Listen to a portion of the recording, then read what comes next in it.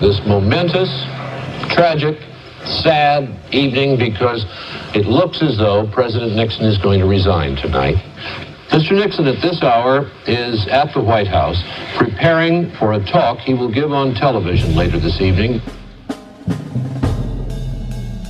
I don't know how I got myself together, but I did. Have you got an extra camera in case the lights go out? I'm just kidding you. Let me see that you get these lights properly. My eyes always have. You'll find if you get past 60, that's enough. You've taken your picture. Didn't you take one just now? That's it. Good evening. This is the 37th time I have spoken to you from this office. I have never been a quitter.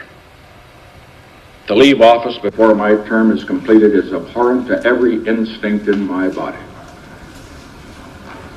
But as president, I must put the interests of America first. Therefore, I shall resign the presidency effective at noon tomorrow. Vice President Ford will be sworn in as president at that hour in this office. May God's grace be with you in all the days ahead.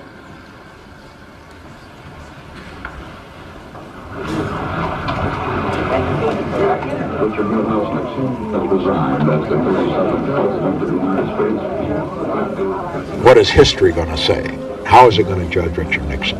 On China, on Russia, on Vietnam, the Supreme Court, these things all made a difference. I initiated programs in the field of the environment, and hunger and cancer and drugs that I think are very sound building blocks for the future. These are positive achievements. Yes, there was Watergate, the first president ever to resign the office. That's part of history.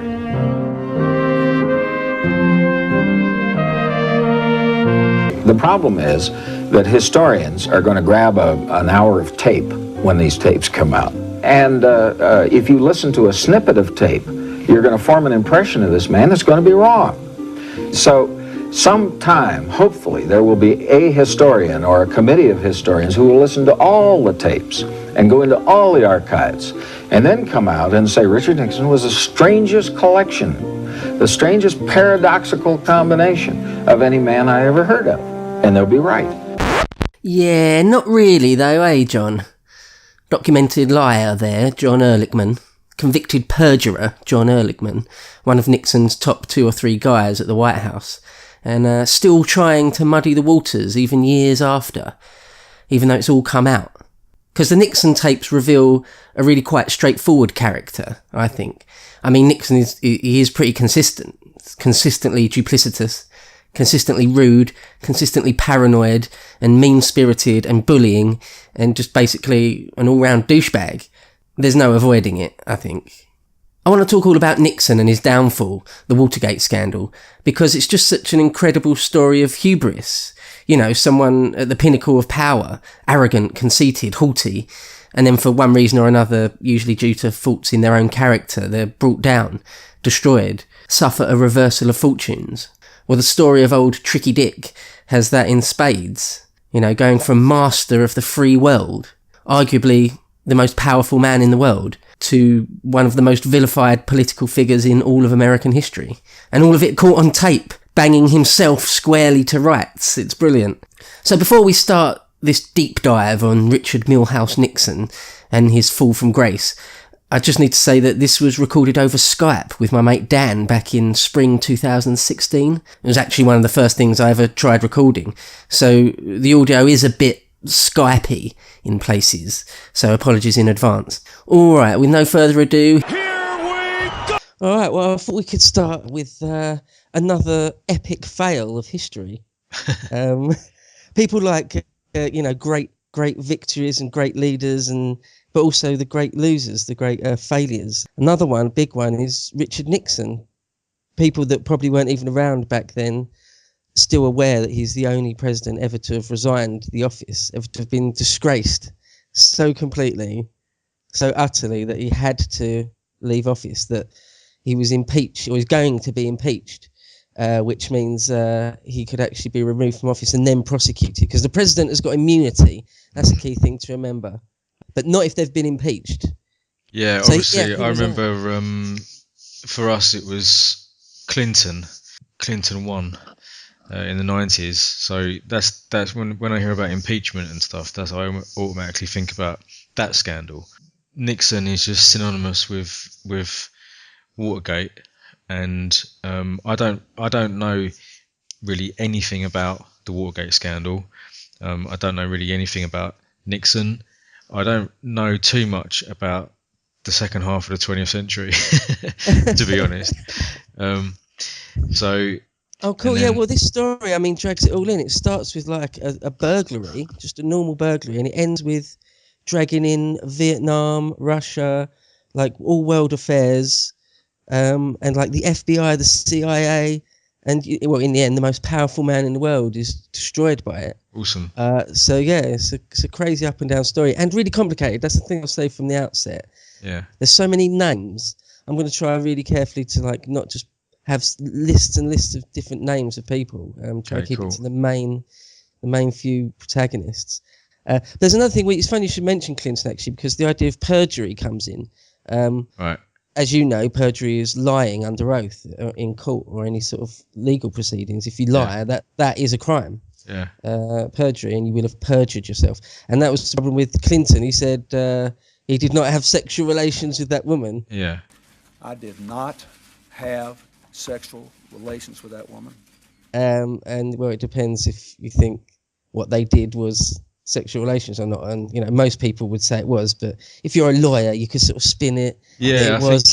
He had very specific, down to the last word, lines to say that were given to him by his legal team.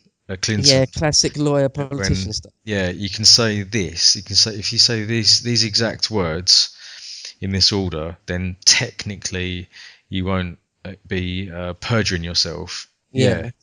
So a savvy defendant in a law case can skate the line of perjury closely, and that's important for what Nixon ends up doing. Yeah, it's crazy, the whole Nixon thing. I mean, I'm saying I don't know anything about it. Obviously, I do know about it, but just no detail. But I think when growing up, you think Nixon, Watergate, like his face sort of on TV talking about Watergate and resigning or whatever, like his sort of shame and downfall, and that's kind of those things together.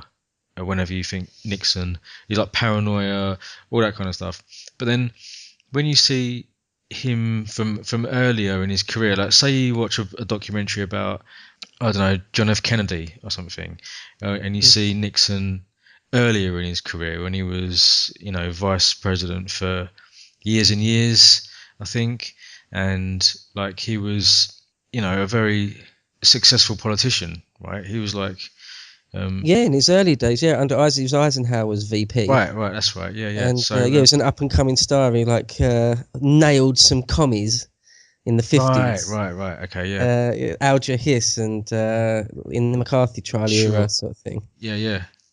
And then so, you know, he was, like you say, an epic fail of history where he was on top, you know. He was like, he'd fought his way to the vice presidency, stood for president a couple of times. I can't remember. Yeah. He ran against Kennedy in 1960, and there's that famous debate where Kennedy's just looking sort of young and handsome. Nixon's all sweaty, and got like a 5 o'clock shadow and stuff, and just can't answer questions too well, and Let me see one wider than that. I think I better shave. Right in here, please. I resisted the attempt of my own advisors to have the lighting tests, the makeup tests, and so forth that they wanted before the debate. That was a mistake. It's the picture that counts far more than what the candidate says when television is concerned. Yeah, and he lost in 60, and that he always resented the like the Eastern establishment and like the rich Eastern sort of Madison Avenue types, because he came from quite a poor Quaker background in California. Right, And, it's Californian, right? Sure. Yeah, and he always really, really resented the Eastern establishment rich kid types, of which the Kennedy clan is the epitome of. Yeah. And he always thought that they screwed him out of the 1960 election. There is evidence, I think, in Illinois where the Democrats did some dodgy stuff. But nevertheless, Nixon would have lost that 1960 election. Historians claim one way or another he would have lost it. So, but he also, after that loss, he went on to try and run for governor of California and lost there as well. And that embittered him even further. Yeah. There was a kind of a famous thing he said in his acceptance speech, or the speech claiming that he'd accepting that he'd lost. Said you won't have Dick Nixon to kick around anymore. It's like really sort of pitying. But as I leave you, I want you to know, just think how much you're going to be missing. You don't have Nixon to kick around anymore. But yeah, when LBJ said that he, wouldn't seek the nomination, it meant that there was a spot opening up, and anyone that was in the Republicans at that time was going to have a decent shot of becoming president, even if it was Tricky Dick, who was already lost, Right. So yeah, and he claimed to have a secret plan for winning Vietnam in the 1968 election, but that didn't really come about. It was really slow, and he just bombed more heavily. He pulled men out. Right. He did pull the men out from the height under LBJ, but he still, bombed maybe 1 million civilians to death. But He pulled some men off the line. Yeah. At the height of Vietnam, LBJ had hundreds of thousands of guys over there, and Nixon did pull out a lot of people. But there's still a lot there. So there's still like dozens of people dying a day sometimes, or hundreds of American soldiers dying a day occasionally. But there's a trickle. I mean, all in all, over about a 10-year period, there's something like 50,000 American service people died in Vietnam. It's insane, isn't it? That's so crazy. The vast majority of that, I believe, was under LBJ. Sure. But yeah, I mean, it becomes important, actually, the Vietnam story, and Kissinger.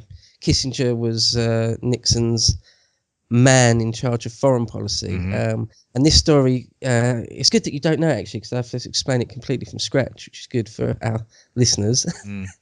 The few key people around Nixon are really important. I've mentioned Kissinger, and Kissinger's not involved in the Watergate scandal in any way. He really isn't.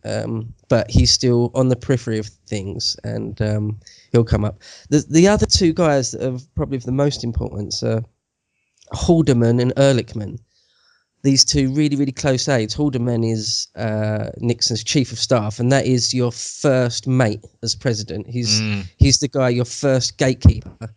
Nobody, including Nixon's wife sometimes and daughters, weren't allowed to see Nixon without going through Haldeman and or Ehrlichman. They were called the Berlin Wall. They were Americans, but they had sort of German-sounding names. Right, yeah. So they were super powerful. They were, without a doubt, the most powerful guys there, and everything went through them. Another main guy is a guy called John. Eunuchs, like the eunuchs of the Chinese imperial court, like absurdly powerful. Become almost as powerful as the monarch themselves. Right? Yeah. Just by association, or just by, or like Bormann, whoever has access. Exactly, it's access. Yeah, whoever gets access to the crown has got as much power as the crown almost. Another main guy that's really important to know as one of Nixon's main henchmen is a guy called John Mitchell. There's so many Johns. There's quite a lot of Bobs and loads of Johns in the story. But John Mitchell's older. Ehrlichman and Haldeman are younger than Nixon, and his proteges, they're under him. But John Mitchell is older. He looks a little bit like Hitchcock. He's a bit rotund, smokes a pipe, and him and Nixon had been actually law partners earlier in their life. Loads of these guys are all lawyers. I mean, Nixon himself is a trained lawyer. Yeah. Ehrlichman's a lawyer. John Mitchell's a lawyer. Well, John Mitchell was the Attorney General, which is the highest lawman in America. There's the Department of Justice, just like you've got the Department of Defense or the Department of State. There's the Department of Justice, which is in charge of all things law. And the Attorney General's the top of them. And Nixon had his old law partner, John Mitchell, this sort of Alfred Hitchcock-looking guy, as the top lawman. And, well, it turns out he was kind of corrupt, not the type of guy you should really have in that position. So they're some of the few most important people around Nixon. And, the Watergate scandal actually is the end result of a long string of dodgy stuff that the White House got involved in. Mm-hmm. So I'll start you off with the story of that. It would all begin on the night of the 17th of June, 1972. And there's the reason why it's called the Watergate scandal, whilst now the suffix for any scandal is just put gate on the end, like Sherrygate or what. There's so many crappy examples of it. It's pathetic. But the Watergate, people might have heard of the Watergate Hotel. Mm-hmm. It's actually a complex, loads and loads of different buildings. It's like the Watergate Hotel, the Watergate office buildings. It had like its own bakery. I think at that point, it even had its own small museum. You know, the sort of thing. A complex of all sorts of things. Yeah, like meeting spaces and offices and like a building development type thing. Right? Yeah, just a huge complex. Right. And loads of important people would stay in the Watergate Hotel, ambassadors, even people that are close to Nixon's inner circle, like basically live there. So anyway, 3 cops, undercover cops, well, I say undercover, they're normal cops, but they're just in plain clothes, get a call that night about 1:30 in the morning saying it looks like there's been a break-in or a break-in in progress in the Watergate office buildings. So the cops are like, oh God, okay. They go over. There was another unit closer, but they got it. So these cops go in there, and it's all dark, but eventually they do stumble across some guys hiding under some desks in the dark. And they're not normal offices, by the way. They're not. They happen to be the offices for the Democratic Party. Right. Now, Nixon is a Republican. Sure. Need to make that clear. That's really important to the story. Pretty fundamental. Yeah. Point. Sure. And so obviously they're like mortal enemies like Conservative and Labour, you know, they're on the opposite ends of the spectrum. Well, more so, or maybe, I don't know what it was like then, but now they seem to become incredibly polarised and increasingly emotionally antagonistic, I guess. They really hate each other, basically, don't they? Yeah. A lot of them do. Yeah, really bad. I mean, I don't know, in some ways now it's less civil, but less cutthroat. I don't know. I don't know what sort of shenanigans goes on between parties to try and screw each other over. Later in the story, we'll hear about a guy called Segretti, who was just part of these dirty tricks just to send like loads and loads of pizzas to a Democratic convention just to like cause confusion, silly stuff like that, or just putting out false leaflets saying that the guy running for the Democrats in that area is like may be involved in something dodgy, like, you know, stuff like that. Yeah. They called it rat fucking, which is nice. Awesome. So yeah, that sort of thing. I think I'm not entirely sure. I've never had any experience with that. My small experience with party politics, never known anything like that. But I sort of guess that kind of thing will go on all the time throughout. I don't know, but under Nixon it got out of control. But yeah, I'll go back to the beginning of that. Well, at the Watergate, these cops break in and so there's these three guys hiding under a table. 3 cops. No, 3 cops. There's 5 guys. Right. Okay. There's 5 guys in there, and they're kind of odd. They don't look like normal burglars. They're Cuban, or some of them are Cuban. 4 out of 5 of them are Cuban. Ooh. They're wearing suits and rubber gloves. So, and the cops don't know what the hell is going on. So the cops are playing it for keeps. You know, they got their guns drawn, going, you know, don't you fucking move. You know, put your hands up. They don't know what the hell's going on. Yeah. These guys aren't, in fact, armed or anything, and like completely surrender. Just go, oh, okay, guys, okay, we surrender. Yeah. And so, yeah, the cops take them downtown, and they find on them like bugging devices, loads of money in $100 bills, cameras with shitloads of film, like thousands of pictures worth of film. Wow. And stuff like that. Huh. Yeah, so the cops pretty quickly realised, the DC cops realised there's something significant going on, and the FBI get involved immediately, almost immediately. Mm-hmm. You know how that works. You've seen all the films, like the FBI just rock up. We're taking charge, and the poor local cops have got to go, oh, okay, sorry. So that's what happened. That's the Watergate break-in. Now, Nixon at this time is in Russia.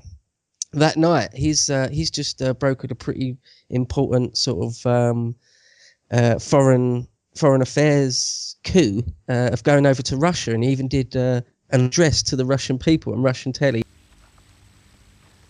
Добрый вечер. I deeply appreciate this opportunity. Я глубоко признателен за предоставленную вашим правительством возможность обратиться непосредственно к народу Советского Союза. From all the people of the United States. Now, there's no suggestion that Nixon ordered this directly. There's no real evidence that he ever said to anyone, I want to get some guys to break into the DNC, the Democratic National Committee headquarters, and plant bugs. But nevertheless, we'll get into exactly what happened and what the president knew and when. That's the key thing. But at that night, he'd been Russian. He was on his way back. But yeah, as I say, that is the culmination of quite a long string of dirty tricks. Let's go back a long way. Let's go back. And a really important, or kind of important figure to the beginning of all this story, a guy called Daniel Ellsberg. Have you ever heard of Ellsberg? The name rings a bell. Yeah, definitely. He's an olden days, late 1960s, 1970s whistleblower, like Bradley Manning or Snowden. He was like this bright young up and coming brilliant kid in like the military industrial complex. He'd worked under McNamara back in the days of LBJ, and worked on Vietnam, like getting the Bay of Tonkin thing, that lie America made up to get them involved in Vietnam. He was involved in that and felt terrible about it. He was only minorly involved, but he realised that he'd basically spun things to get a war started. And he's one of the very few guys, him and Ben Bradley, who was the top guy at the Washington Post, one of the few guys that come out of it good. Everyone's kind of tainted one way or another. But yeah, Ellsberg realised, he actually went over to Vietnam. He was like a civilian, really high up civilian in the State Department. And he just went over to Vietnam and put on a uniform and started going out into the jungle with patrols. What? And getting ambushed and stuff. Yeah, personally, as a very young man, he was still young, but as a very young man, he'd been like a second lieutenant in charge of a company of Marines or something. Right. So when he went out there, he just like donned a uniform, picked up an M16, and went out into the field, seeing what was what, and realised that that's crazy. That's I not can't quite believe normal. it. What? He's kind of brave to do that. And we're talking 1966, when I think it was 1966. I'm talking about here, when Marines were just going out into the jungles and just getting ambushed repeatedly. Yeah, right. It's just that.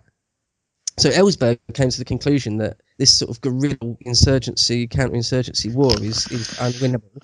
Really, that early on, just from his experience on the ground, right? Which is, I'm not sure how common that was that early on. Well, not at all, because when he came back and tried to sort of get McNamara and the president and whoever else to agree with him and do stuff about it, he couldn't.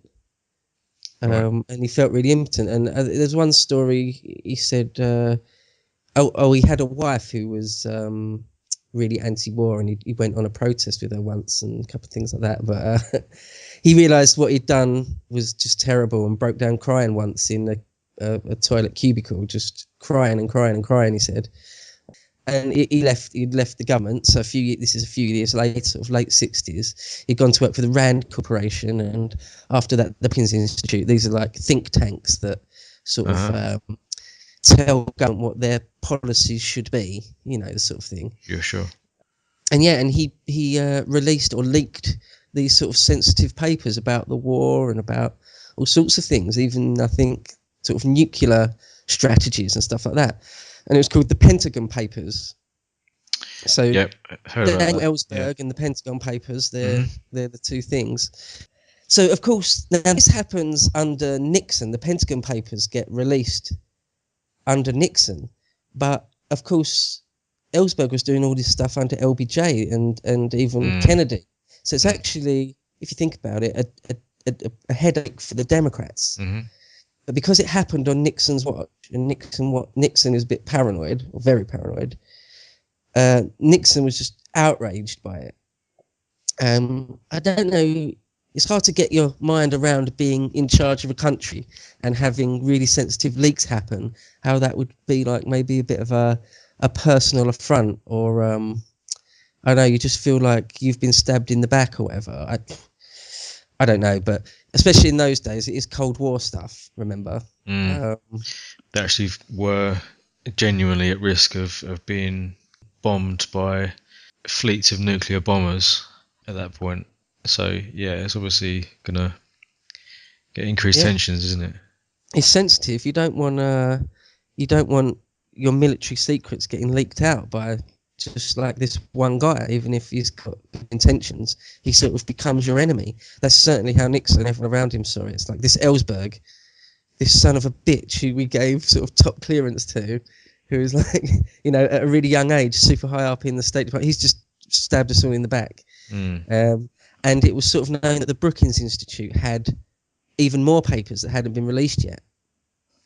So Nixon goes to J. Edgar Hoover, who's the head of the FBI for life. For life. It's a crazy thing. He goes to Hoover and he says, right, I want loads of dictatorial powers, a bit like the Patriot Act nowadays, actually. I want to be able to bug whoever I want just to stop any leaks. And Hoover just says no, basically.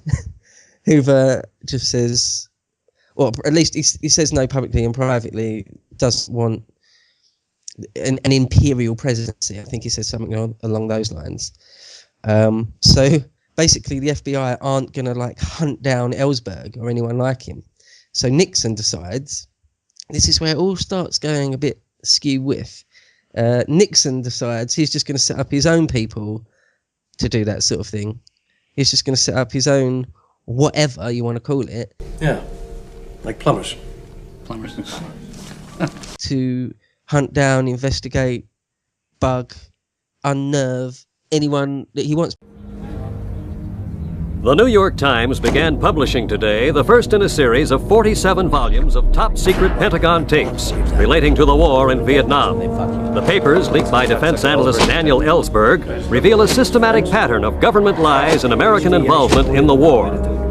Mr. President, we are in a revolutionary situation. We are under siege. The Black Panthers, the weathermen, the State Department, and the Rogers is leaking like a sieve. And now, this little insignificant little shit Ellsberg publishing all the diplomatic secrets of this country is destroying our ability to conduct foreign policy. I wonder if there are many people here who wouldn't think that 10 years in prison was very cheap if they could contribute to ending this war. The man has become a drug fiend. He shot people from helicopters in Vietnam. He's had sexual relations with his wife in front of their children. He sees a shrink in L.A. The man's all fucked up. And now he's trying to look good for the liberals. And if he gets away with it, everybody will follow his lead. This man must be stopped at all costs. Yeah, I'm as frustrated as you are, Henry, but don't you think this is a Democrat problem? They started the war. It makes them look bad. But, Mr. President, the Russians, the Vietnamese, it makes you look like a weakling. God damn it, how long have we had this jackass dog? 2 years and he still doesn't come. We needed a dog that looks happy with the presses around here. It's photogenic. Just try a new biscuit. Oh, fuck it. He doesn't like me, John. It's your fault, Henry. I beg your pardon? It's your people who are talking to the press. This Ellsberg, wasn't he a student of yours at Harvard? I mean, it's your idea, Henry, so why are you running for cover? Well, yes, we taught a class together at Harvard, but you know these backstabbing Ivy League intellectuals. No, I don't, Henry, I don't. We can prosecute the New York Times.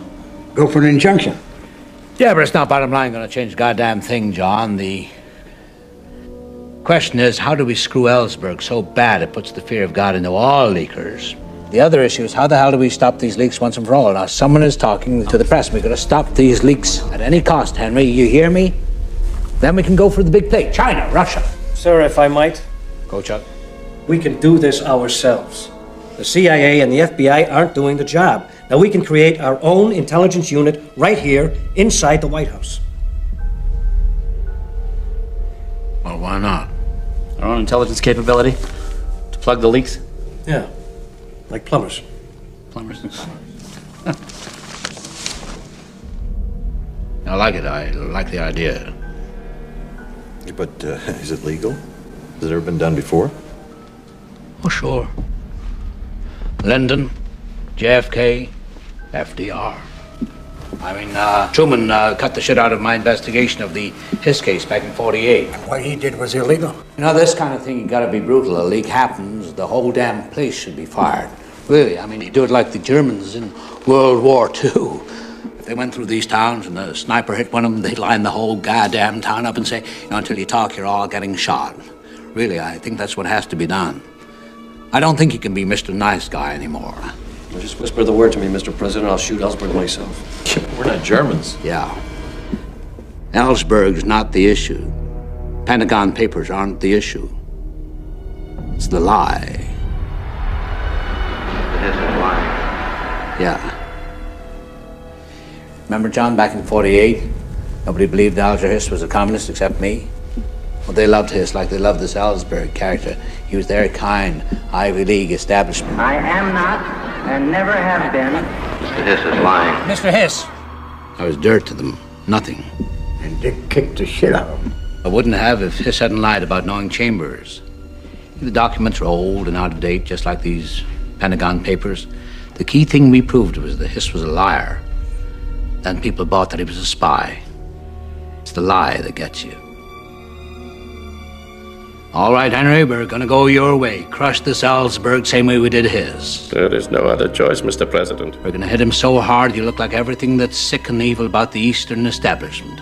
You and your plumbers, you're gonna get all the dirt in this guy. Let's see him going to the bathroom in front of the American public. And when we finish with him, they'll crucify him. Then we'll get our second term.